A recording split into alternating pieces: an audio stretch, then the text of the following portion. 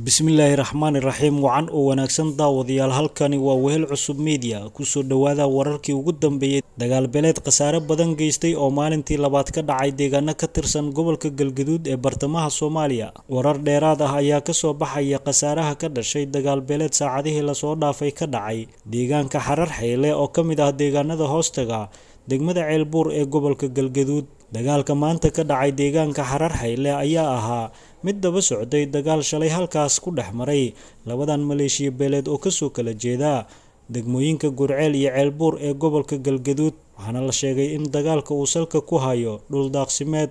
Ilaa 8 ruux oo isugu jira labada dhinac ayaa la xaqiijiyay inay ku dhinteen dagaalada shalay iyo maanta ka dhacay deegaanka Xarar Xeyle ee gobolka Galgaduud, iyadoona dagaaladaasi ay ku dhaawacmeen tiro kor u dhaafaysa 10 ruux oo ay ku jiraan dad shacab ah. Wararkii ugu dambeeyay ayaa haatan sheegaya in dagaalku uu istaagay, ha yeeshee xaaladdu weli ay tahay mid kacsan maadaama ciidanka labada maleeshiya beeleed ay weli isu hor fadhiyaan meel aan sidaas uga fogeyn, isla markaana ay suurtagal tahay in uu dib u qarxo mar waliba dagaal u dhexeeya labadan maleeshiya beeleed.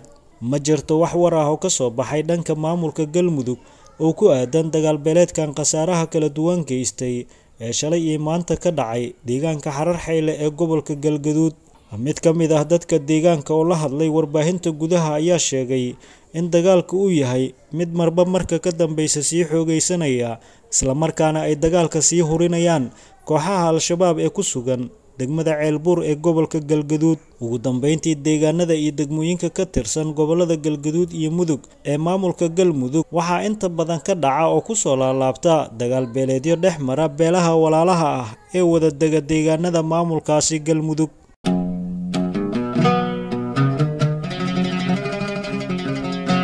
ku soo dhawow abka xiisaha badan ee qanciye. waxaad ka daawan kartaa filimada Hindiga, Ameerikaanka iyo kuwo kale oo xiiso badan.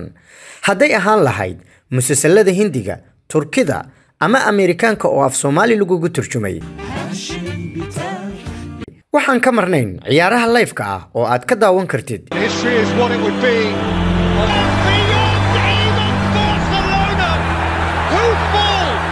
iyo weliba tifiyada Soomaalida dhammaantood. kasoo degso dooqaaga oo daawo bilaa internet, rukumo bil ama in ka badan oo hel adeegyadeena caawin 24 saac 7 maalin ah. degso muuqaalka aad ka heshid HD ku daawo dhammaan aflaanta iyo ciyaaraha. waxaad ku daawan kartaa laptopkaaga, mobilkaaga iyo weliba adigoo ku xiriirsan kara TV-gaaga.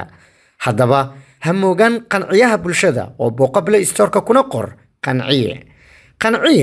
aniga waa qanciyay, adiguna ma ku qanciyay?